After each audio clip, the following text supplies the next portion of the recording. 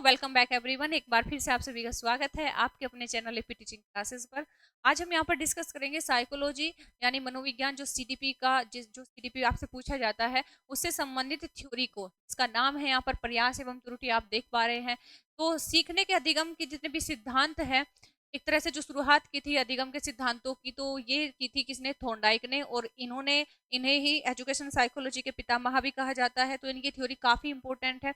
और learning theory में हम इसी तरीके से सीक्वेंसली थ्योरी को कवर करेंगे। तो सबसे पहले आज हम कवर करेंगे थॉर्नडाइक की थ्योरी को। ठीक है, यहाँ पर आप देखोगे कि इनकी ही थ्योरी के कितने नाम उनकी थ्योरी को दिए गए हैं। और पहले हम थ्योरी समझेंगे, उसके बाद में हम क्वेश्चनों को डिस्कस करेंगे, ताकि आपको आपकी एक अंडरस्टैंडिंग बन जाए। साथ साथ में जब क्वेश्चन डिस्कस करते हैं तो क्लियरिटी रहती है। ठीक है, आप पिक्चर देख पा रहे हैं सामने, ये नाम आपने पहले भी कई बार सुना होगा। इससे ये एक अमेरिकन मनोवैज्ञानिक थे। ठीक है, और इन्होंने लगभग लगभग सभी पक्षी और पशुओं पर अपना परीक्षण किया है। विलियम जेम्स के ये एक कह सकते हैं कि उनके समान, उनके समकक्ष थे, या फिर उनके साथ में इन्होंने काम किया है मिलजुल कर। ठीक है, उन्हीं के टाइम के थे ये।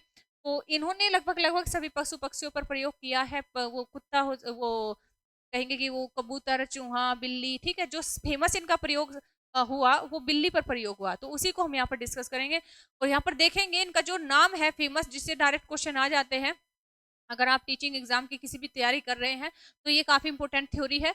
तो प्रयास एवं भूल का सिद्धांत आपसे पूछा जाता है, ट्रायल एंड एरर थ्योरी किसकी है? तो सीधी सी बात है, आपका आंसर होगा थॉर्नडाइक। तो थॉर्नडाइक के अन्य जो इनके सिद्धांत के नाम है वो है उत्तेजना अनुक्रिया, स्टिमुलस रेस्पॉन्स। एसआर थ्योरी भी इन्हीं की थ्योरी को बुलाते हैं। और कनेक्टिविज्म यानी कि संबंधवाद का सिद्धांत भी इसको कहा जाता है। परमाणु बालू का टीला, चैन का सिद्धांत, संयोजनवाद का सिद्धांत। तो इतने नाम जो दिए गए हैं, थ्योरी को जब समझेंगे आप तो जान पाओगे कि इतने नामों से इनकी थ्योरी को क्यों बुलाया जाता है। ठीक है, बात क्लियर हुई? तो चलिए आगे डिस्कस करते हैं। आप सभी का स्वागत है। आप चैनल पर पहली बार आए हैं तो चैनल को कर लेना सब्सक्राइब, क्योंकि हम यहाँ पर डे साइकोलॉजी और उससे संबंधित टॉपिक, उससे संबंधित क्वेश्चनों को डिस्कस करते हैं, जो कि आपके टीचिंग एग्जाम में काफी हेल्प करेंगे। जितने भी टीचिंग एग्जाम है, चाहे सुपर टेट की आप तैयारी कर रहे हो, या फिर जो है सी टेट की, या फिर टीएसएसबी की।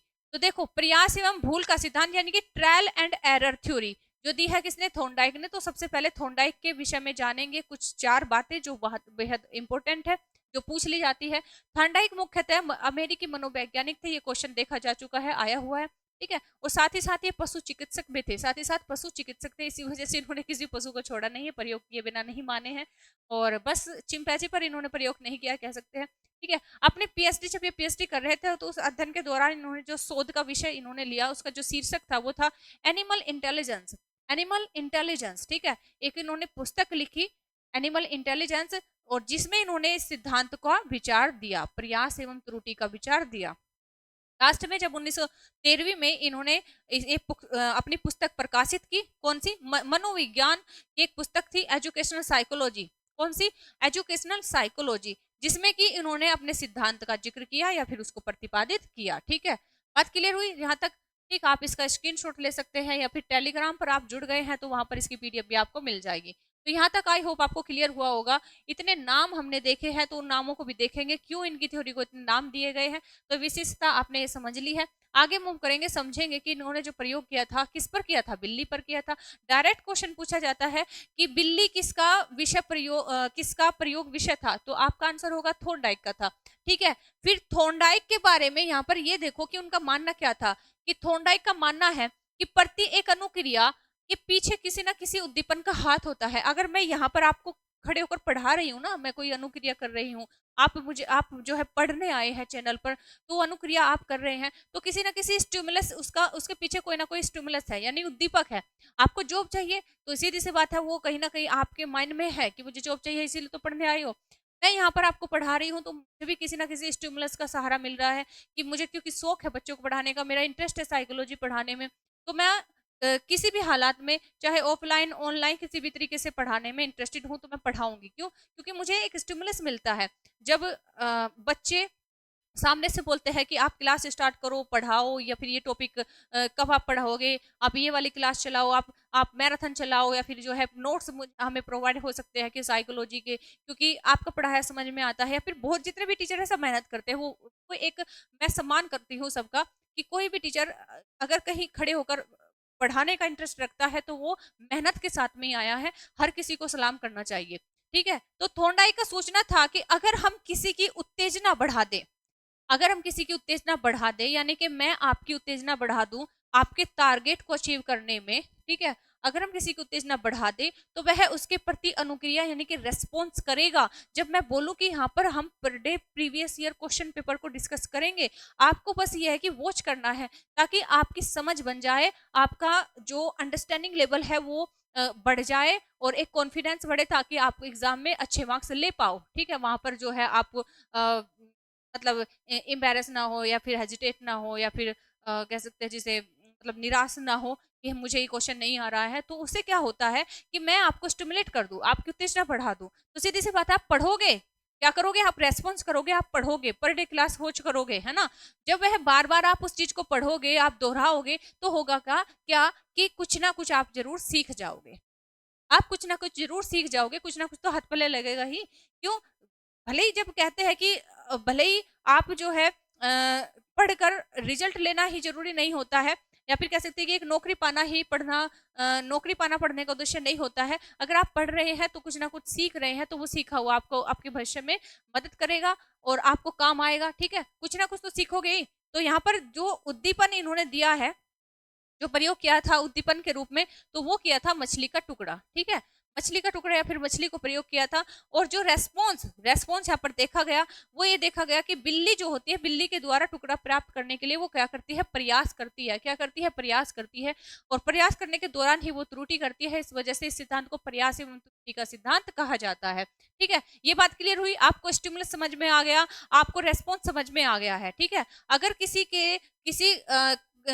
किसी के सामने कोई स्टिमुलस हो, उत्तेजना हो, तो उसके प्रति अनुक्रिया जरूर करेगा।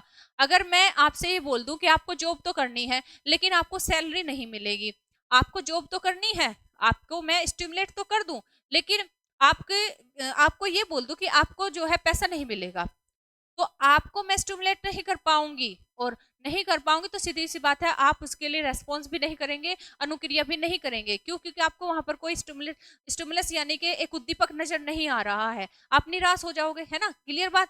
तो इस तरीके से कह सकते हैं कि किसी भी चीज की अनुक्रिया कराने के लिए, किसी का रेस्पॉन्स पाने के लिए हमें उसके साथ में उसके सामने एक उद्दीपक रखना ही होगा, तभी वो उस अनुक्रिया को बार बार दोहराएगा। ठीक है, तो यहाँ पर प्रयोग को समझेंगे, जो कि थॉर्नडाइक ने अपने प्रयोग का विषय लिया था। तो क्यूट सी बिल्ली है व्हाइट कलर की, और जिसको उन्होंने एक पजल बॉक्स में, ये भाई पजल बॉक्स है जो आप देख पा रहे हो, तो ये पूरा का पूरा जो बॉक्स है, इसे नाम दिया गया पजल बॉक्स का। क्या नाम दिया गया, पजल बॉक्स। ठीक है,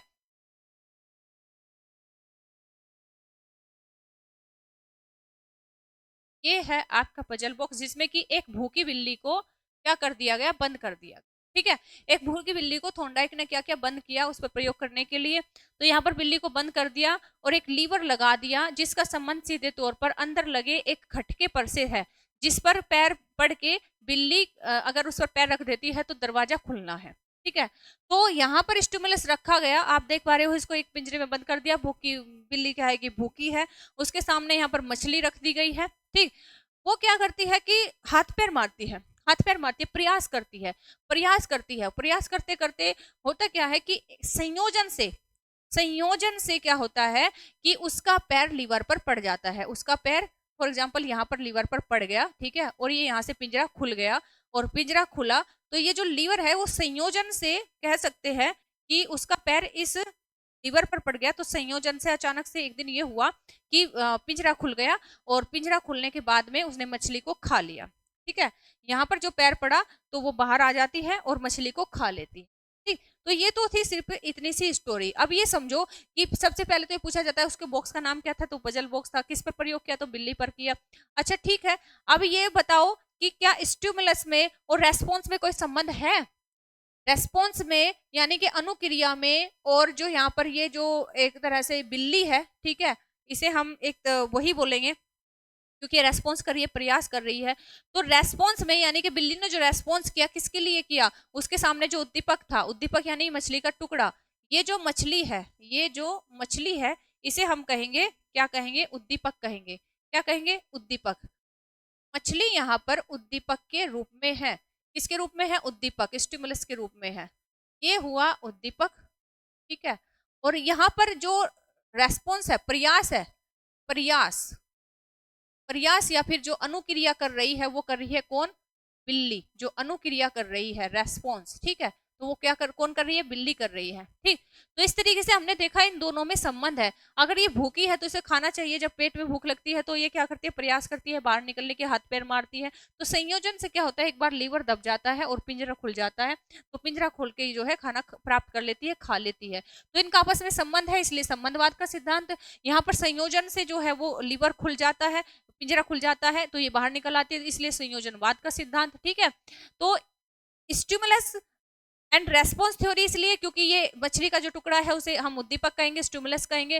रेस्पॉन्स जो है यहाँ पर बिल्ली कर रही है, इसलिए स्टिमुलस रेस्पॉन्स नाम दिया गया। ठीक, तो आपने समझा कि इन दोनों में कनेक्शन है। और ये जो है कि पहली बार में नहीं हो गया, उसने कई बार प्रयास किए, पहले दिन 100 प्रयास किए, तब तुक्के से उस पर पैर लग गया। फिर अगले दिन जो है उसने प्रयास कम किए, उसे पता चल गया, थोड़ा सा आइडिया हो गया कि कहीं यहीं पर हाथ पैर मारने से मेरा पिंजरा खुला था, तो अगले दिन कह सकते हैं कि रेस्पॉन्स कम हो गए, 80 रेस्पॉन्स हो गए। ठीक, अगले दिन फिर उसने जो है मतलब 3 से 4 दिनों के अंदर ये सीख लिया कि अगर मुझे जब भी उसे भूख लगती है और पिंजरे से बाहर निकलना है, तो जब तक वो सीखी नहीं, जब तक वो सीख नहीं पिंजरे से बाहर निकलकर अपने स्टिमुलस को प्राप्त करना, अपने खाने को प्राप्त करना, तब तक वो बार बार अनुक्रिया करती रही, प्रयास करती रही, रेस्पॉन्स करती रही। ठीक है, रेस्पॉन्स करती रही। तो एक टाइम ऐसा आता है कि जब बार बार आप अभ्यास करते हैं, प्रयास करते हैं, तो वो चीजें रिवीजन से, रिपीटेशन से, अभ्यास से आप सीख ही लेते हो। तो एजुकेशन में ये हेल्प करता है कि जैसे मैथ के इक्वेशन है या फिर गणित के संबंधी जो कॉन्सेप्ट होते हैं, उनको बार बार रिवाइज करने से, अभ्यास करने से बच्चा सीख जाता है और वो जो चीज है परमानेंट हो जाती है।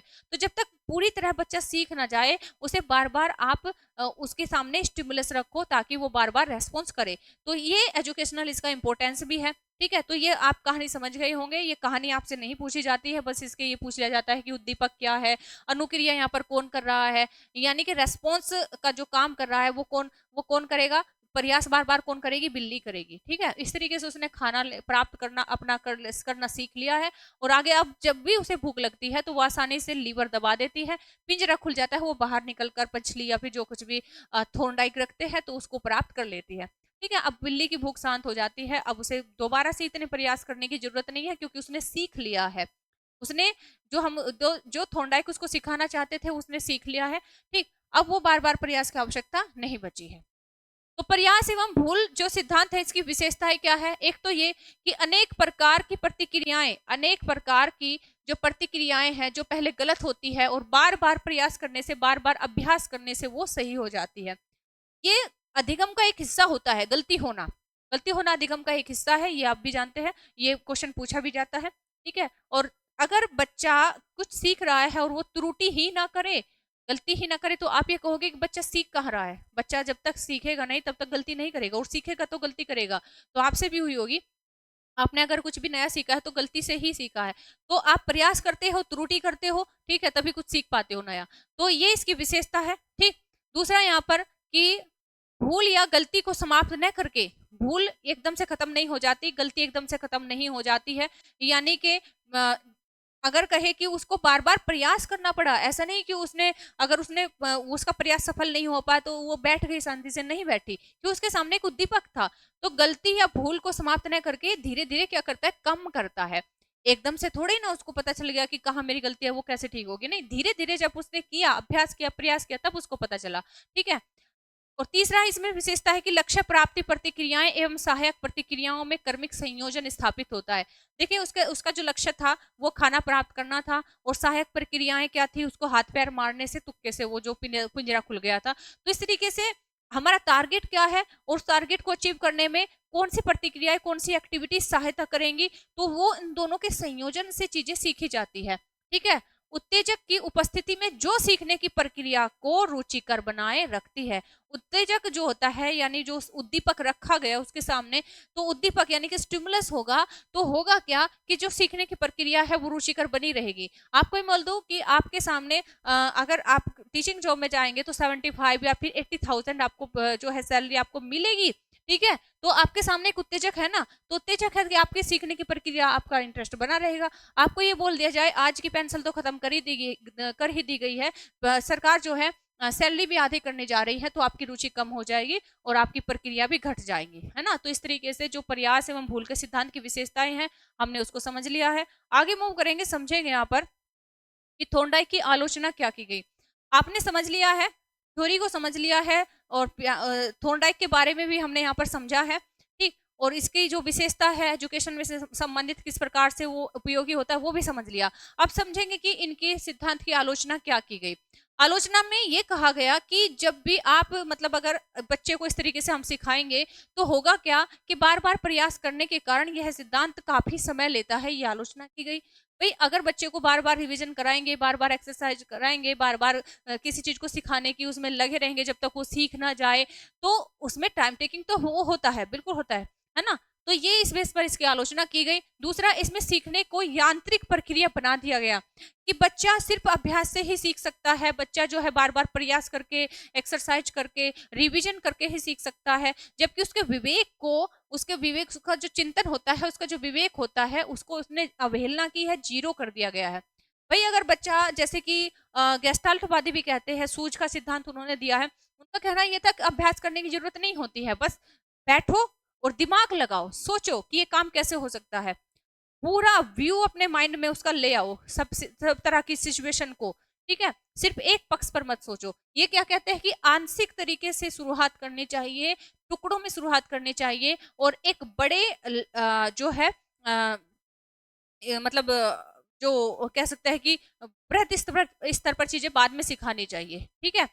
और अगर कोई भी चीज बड़ी है, तो उसको पहले टुकड़ों में तोड़ दो, और उसका एक जो है एक पार्ट से उसको कराना, सोल्व कराना शुरू करो, एक अंश पढ़ाओ, उसके बाद में दूसरा पार्ट, उसके बाद में तीसरा पार्ट, इस तरीके से पढ़ाओ। तो ये आंशिक प्रक्रिया पर जोर देते हैं, और जो गेस्टाल्टवादी है वो संपूर्ण प्रक्रिया पर जोर देते हैं। इस वजह से उनके सिद्धांत को समग्र सिद्धांत भी नाम दिया गया है, ठीक है। तो वो एक अलग बात है। दूसरा यहाँ पर की है सिद्धांत के केवल सीखने की क्रिया बताता है कि सीखते कैसे है, जबकि सीखने का कारण नहीं बताते कि सीखने का कारण क्या होता है, ठीक। तो ये इस तरीके से कह सकते हैं कि जो पर्यटन एवं भूल का सिद्धांत है, वो अधिगम में काफी अपनी भूमिका, महत्वपूर्ण भूमिका अदा करता है, ठीक है। तो ये कॉन्सेप्ट आपने समझ लिया, ये थ्योरी समझ ली। अब देखेंगे इससे संबंधित क्वेश्चन को। आपने देखा कि किस बेस पर इनकी आलोचना की गई है, आलोचना बिल्कुल सही भी है, ये आलोचना बनती भी है इनकी, है ना। तो अगर आप पीएचडी कर रहे हैं, आप कोई थीसिस लिख रहे हैं, तो उसमें भी आपको ये सब चीजें लिखनी होती है। क्यों? क्योंकि यहाँ से आपको आलोचना के बिना किसी सिद्धांत को माना जाता है अधूरा। अगर उसकी आलोचना नहीं की गई ना, तो वो अधूरा माना जाएगा। देखो क्वेश्चन है ना, क्वेश्चन नंबर 1 कि प्रयास एवं भूल का सिद्धांत का अधिगम में महत्व। प्रयास एवं भूल का सिद्धांत जो है, उसका अधिगम में क्या महत्व है, उससे छात्रों को भी प्रेरणा मिलती है। और जो मतलब क्वेश्चन नहीं है, सॉरी, मैं क्वेश्चन कैसे बना रही हूँ, क्वेश्चन क्यों बना सकती हूँ, तो इसको इंपोर्टेंस है, सॉरी माफी चाहूंगी, मुझे मतलब थोड़ा कंफ्यूजन हो गया, ठीक है। बोर्ड पर थोड़ा ऐसा ही होता है। चलो, तो इसमें क्या है कि प्रयास एवं भूल का जो सिद्धांत है, उसका अधिगम में क्या महत्व है। तो देखो, अधिगम में ये महत्व होता है कि इससे छात्र जो होते हैं, उसके सामने एक स्टिमुलस रहता है, तो वो अभिप्रेरित रहते हैं, ठीक। श्रम कार्य करने की प्रवृत्ति पर वो उनका बल होता है कि मैं मुझे करना ही है, मुझे सीखना ही है, इसलिए वो बार बार उसको रिवाइज करता है, ठीक है। अभ्यास पर बल दिया गया है, अभ्यास से बहुत सी चीजें हम बच्चों को सिखा सकते हैं, बिल्कुल सही बात है, भले ही टाइम टेकिंग होता हो, लेकिन अभ्यास के माध्यम से चीजों को आसान बना दिया जाता है, परमानेंट भी हो जाती है चीजें। चिंतन शक्ति का विकास होता है। भाई अगर कहीं ना कहीं कुछ सीखेगा, तो वो जब उससे गलती होगी, तो वो दिमाग लगाएगा कि मुझसे गलती क्यों हुई है, और मुझे इसको कैसे ठीक करना है। परिश्रम गुणों का विकास भी होता है, बच्चा एक्टिव हो जाता है, बच्चा मेहनत करना सीखता है, और गणित एवं विज्ञान जैसे विषयों के लिए बहुत ही ज्यादा उपयोगी या फिर उचित माना जाता है, ठीक है। उसके विषयों के लिए ये काफी उपयोगी है, क्योंकि ये जो सब्जेक्ट है, ये काफी टफ है, और इनको अगर एक साथ में पढ़ाने की कोशिश करोगे किसी कॉन्सेप्ट को, तो वो काफी बर्डन बच्चे के ऊपर आ जाता है। तो इनको पार्ट में डिवाइड करके पढ़ाना बेहद जरूरी होता है। तो ये कह सकते हैं कि सिद्धांत से अधिगम में इस तरीके से हेल्प मिलती है, ये इसका इंपॉर्टेंस है, जो कि हमें बच्चों को पढ़ाते वक्त हम सहायता ले सकते हैं, मदद ले सकते हैं, जो हेल्प करेगा। अब देखो यहाँ पर, अब क्वेश्चन आ गया, है ना। क्वेश्चन में नंबर ही नहीं है, इसीलिए कंफ्यूजन हुआ है।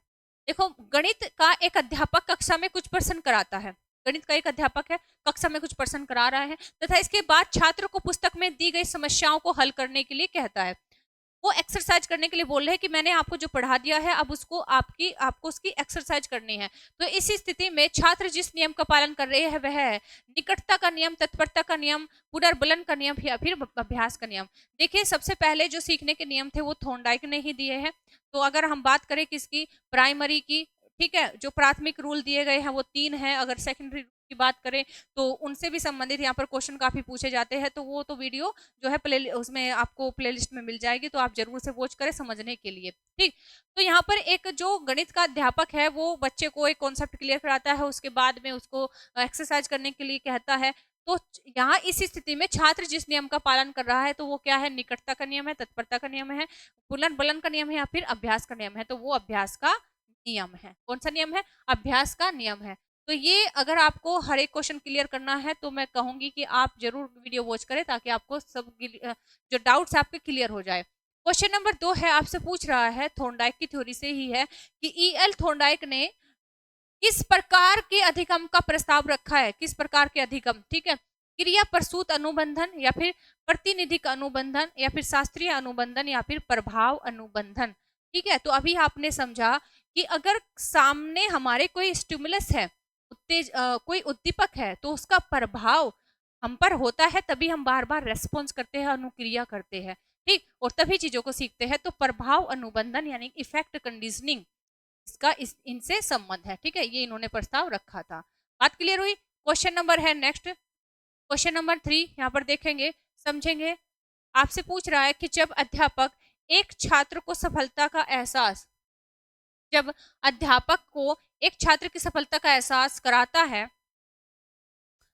कोई टीचर है, अध्यापक है, बच्चे को उसकी सफलता का एहसास करा रहा है, तो वह उपयोग कर रहा है तत्परता का नियम, अभ्यास का नियम, प्रभाव का नियम या फिर मानसिक तत्परता का नियम।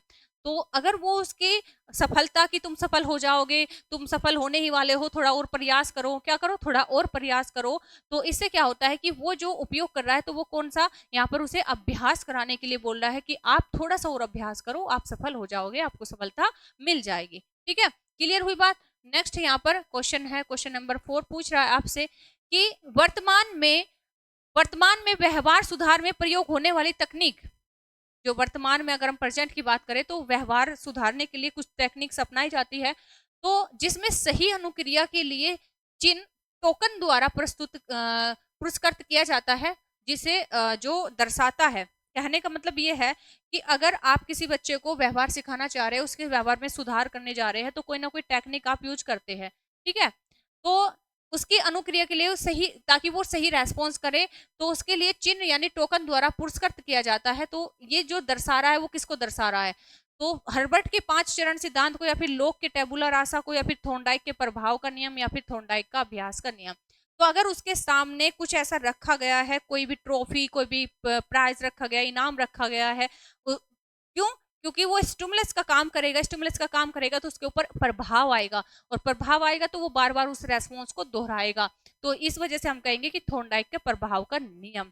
ठीक है, जो टोकन है, वहां पर टोकन कुछ भी हो सकता है, ट्रॉफी हो सकती है, कुछ भी हो सकता है, तो वो जो रखा गया है उसके सामने पुरस्कृत के रूप में, तो वो काम करेगा किसका, उसको उसके जो रेस्पॉन्स है उसको इफेक्टिव बनाएगा, उसके ऊपर प्रभाव बनाएगा। ठीक है, यहाँ पर इस वीडियो से संबंधित, इस सिद्धांत से संबंधित लास्ट क्वेश्चन को हम डिस्कस करेंगे। आई होप आपको थ्योरी क्लियर हुई होगी, क्वेश्चन भी समझ में आए होंगे।